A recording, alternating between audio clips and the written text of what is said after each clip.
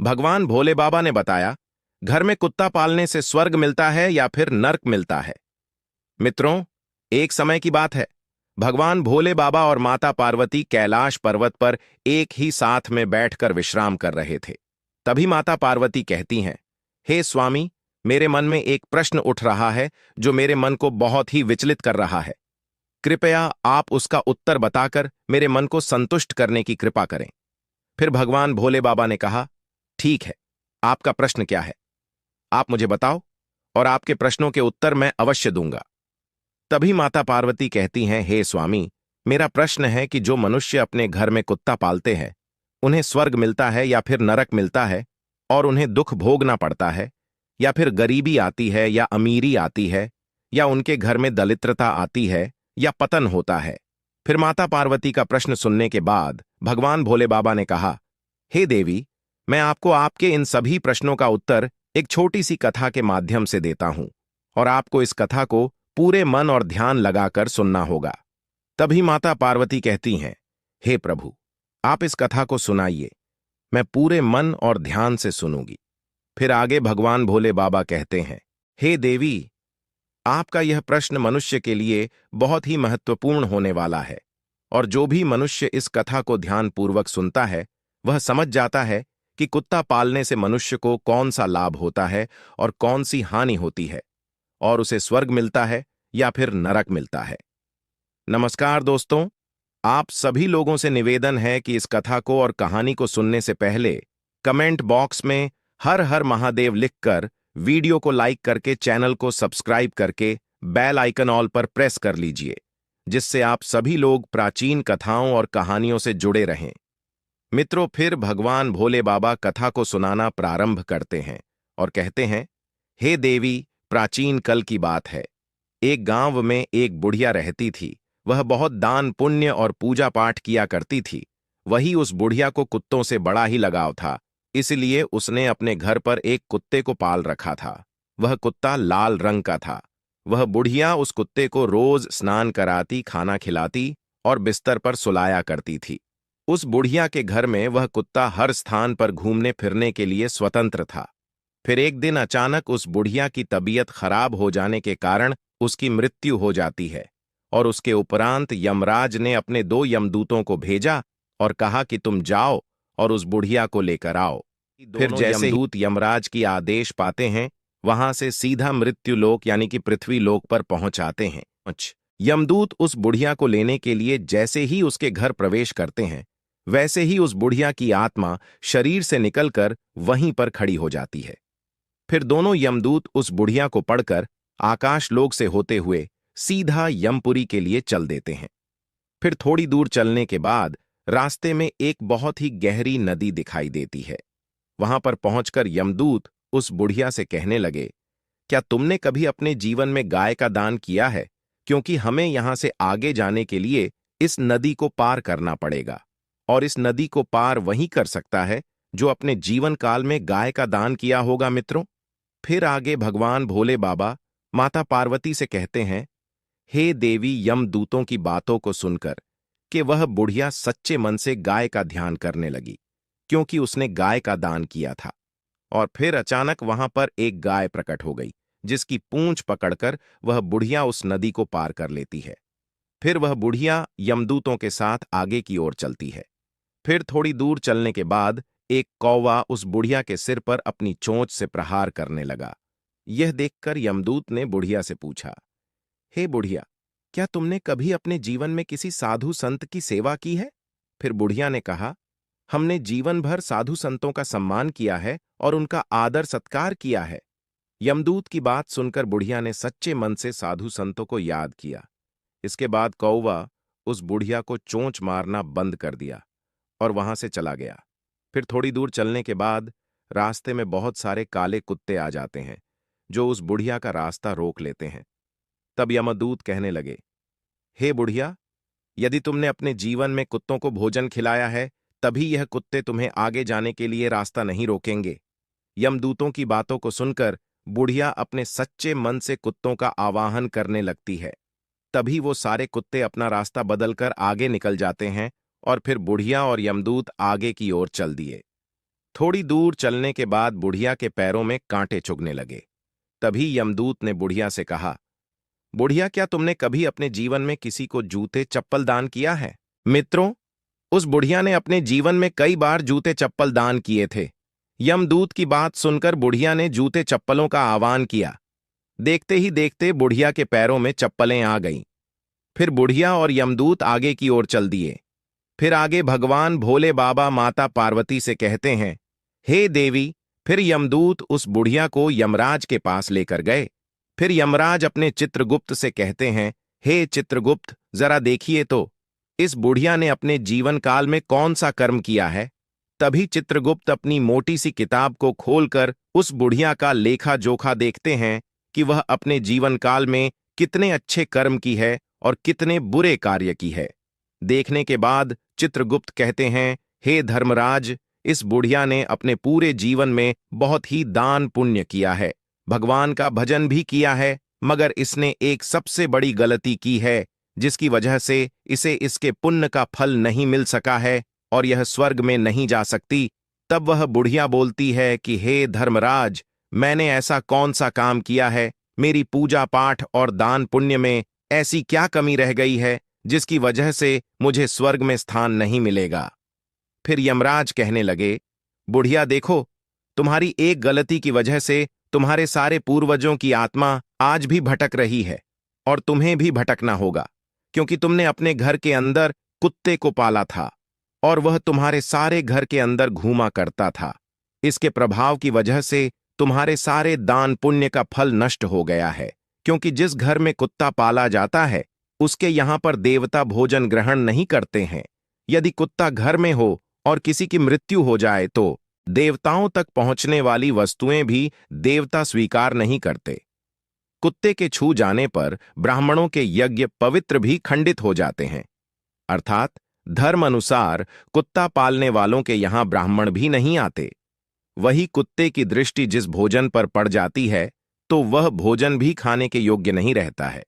वही कुत्ता यदि किसी को सूंघ लेता है तो सूंघने मात्र से इंसान अपवित्र हो जाता है।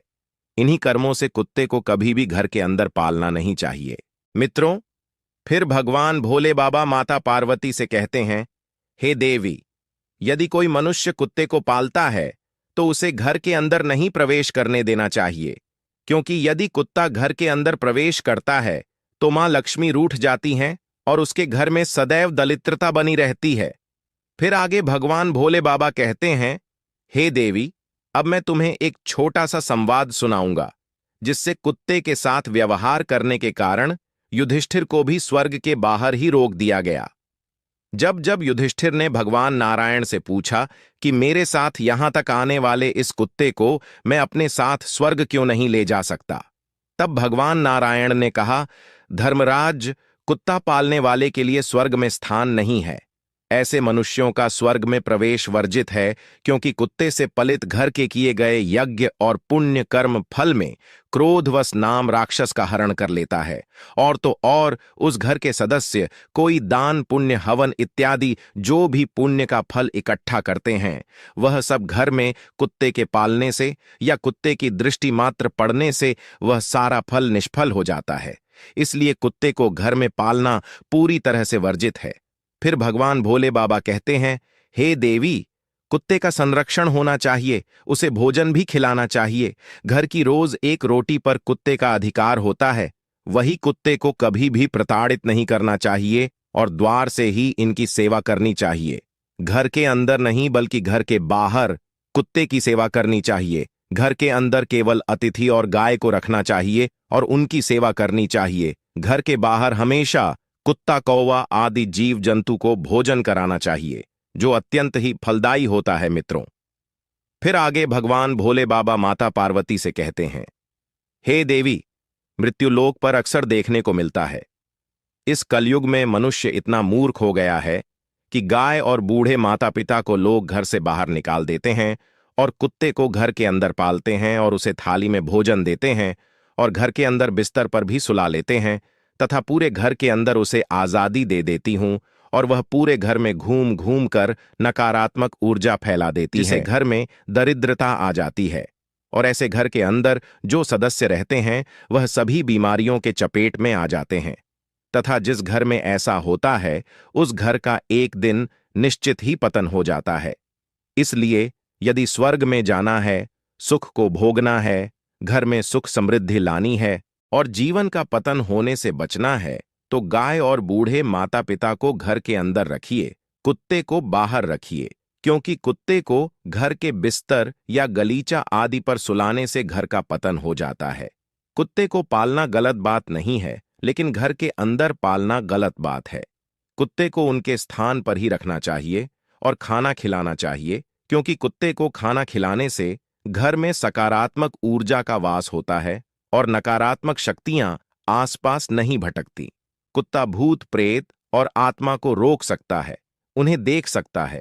जिस घर के लोग कुत्ते को खाना खिलाते हैं, ऐसे घरों में कभी भी बुरी आत्माएं प्रवेश नहीं कर पाती हैं। वही कुत्ते को रोटी खिलाने से भगवान शनिदेव के आशीर्वाद के साथ साथ कुंडली में मौजूद राहु केतु के दोष समाप्त हो जाते हैं। कुत्ते को खाना खिलाने से घर में जल्द ही बच्चे का जन्म होता है। आमिक दुर्घटना का डर भी खत्म हो जाता है, क्योंकि कुत्ते को पहले से ही दुर्घटना का आभास हो जाता है। इसलिए कुत्ते को कभी पालना हो तो घर के अंदर नहीं, घर के बाहर किसी एक स्थान पर ही पालना चाहिए, क्योंकि कुत्ते को घर के बाहर से पालने और खाना खिलाने से हमेशा घर की उन्नति होती है। यह बात सुनकर बुढ़िया आश्चर्यचकित हो जाती है और यमराज से कहने लगती है, हे यमराज, आप मुझे केवल 7 दिन का समय दे दीजिए और मुझे वापस धरती लोक पर भेज दीजिए।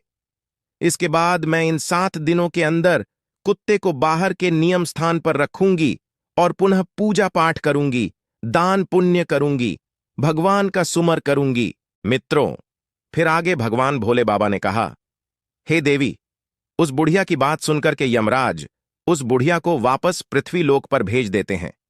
फिर जब वह बुढ़िया धरती लोक पर आ जाती है और जब गांव के लोग उस बुढ़िया को देखते हैं तो वह सब भयभीत हो जाते और उससे डरकर उस स्थान से वह सभी लोग चारों तरफ भागने लगते हैं और कहने लगते हैं, यह तो भूतनी बन गई, भागो यहां से। फिर जब वह बुढ़िया अपने बेटे और बहू के पास जाती है तो वह भी उससे डर जाते हैं और अपने दरवाजे और खिड़कियां बंद कर लेते हैं। उसके बाद वह बुढ़िया अपने बेटे और बहू को बताती है कि मुझे यमराज ने 7 दिन का समय दिया है, क्योंकि मेरी पूजा में कोई कमी रह गई थी, जिसको मैं पूरा करने के लिए आई हूं। तुम्हें मुझसे डरने की कोई जरूरत नहीं है। अभी तक मैं अपने घर के अंदर कुत्ता पालती थी। यह बात मुझे पता नहीं थी कि घर के अंदर कुत्ता नहीं पालना चाहिए और घर के अंदर कुत्ता पालने से कभी भी स्वर्ग में स्थान नहीं मिलता है और जो भी पूजा पाठ दान पुण्य फल होता है वह सब निष्फल हो जाता है। इसलिए मैं घर के अंदर से इस कुत्ते को निकालकर बाहर करने आई हूं। अब मैं इस कुत्ते को घर के बाहर एक नीत स्थान पर रखूंगी और इसको खाना खिलाऊंगी और दान पुण्य करूंगी, भगवान की पूजा पाठ करूंगी, हवन यज्ञ करूंगी। तभी मुझे मेरे किए गए दान पुण्य का फल प्राप्त होगा और मुझे स्वर्ग में स्थान मिलेगा। फिर उस बुढ़िया की बात सुन करके उसके बेटे और बहू बात को मान लेते हैं और उस घर में रहने की अनुमति दे देते हैं, साथ ही पूजा पाठ करने के लिए सारी सामग्री भी लाकर दे देते हैं। घर में आने के बाद वह बुढ़िया उस कुत्ते को घर से बाहर निकाल देती है और एक नीत स्थान पर रख करके उस भोजन खिलाती है। धीरे धीरे बुढ़िया भगवान का नाम स्मरण करती है, भगवान का भजन कीर्तन करती है, भगवान को भोग लगाती है, दान पुण्य करती है, हवन यज्ञ आदि करती है और गाय को भोजन कराती है। फिर 7 दिन बाद यमराज उस बुढ़िया से प्रसन्न होकर उसे स्वर्ग में लाने के लिए अपना दिव्य विमान धरती लोक पर भेज देते हैं। उस दिव्य विमान को देखकर सभी लोग आश्चर्यचकित हो जाते हैं।